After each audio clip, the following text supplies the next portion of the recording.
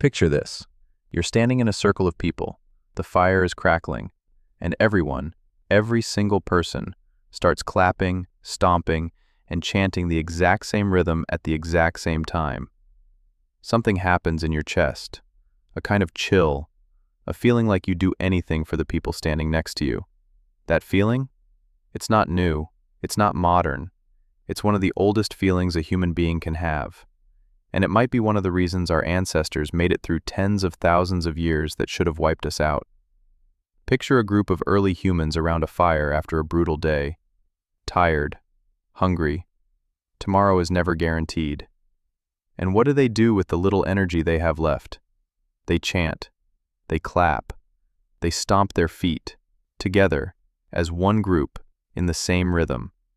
That's real effort, spent night after night, by people who needed every calorie just to survive.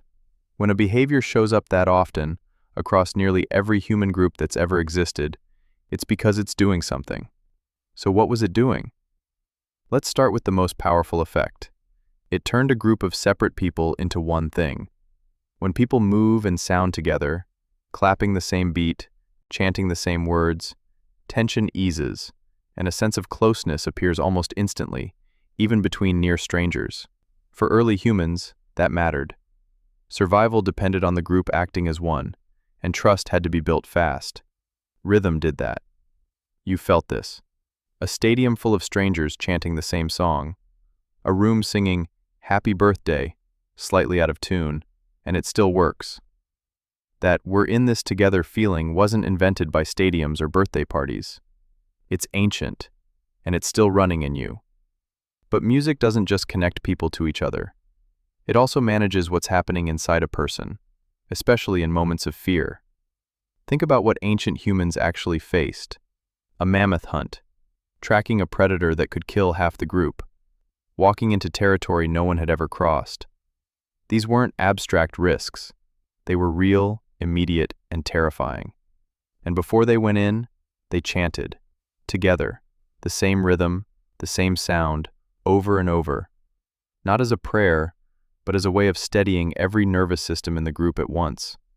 Calming the fear, locking in focus, getting every person's energy pointed in the same direction before their lives depended on it.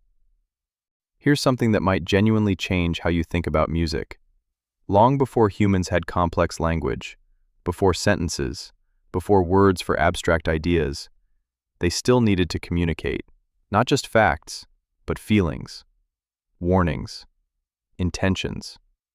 The difference between "I'm with you" and "I'm not sure about this."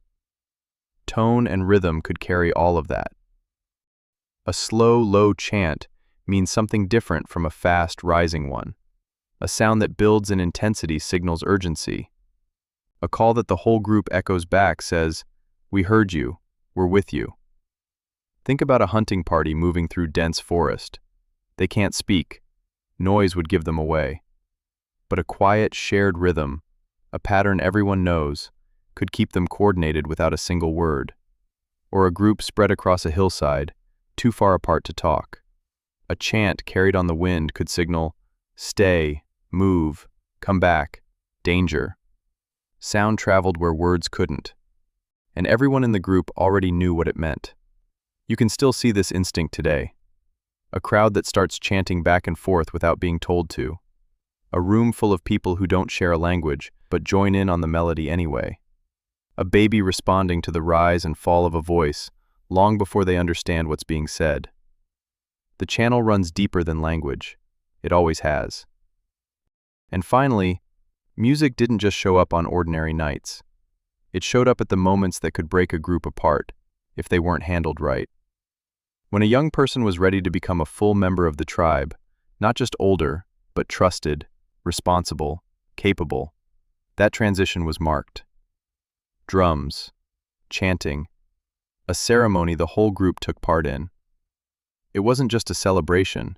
It was the group saying, out loud, "You belong here now. We see you." When someone died, music held the grief in a shape the group could share, so the loss didn't just swallow people whole.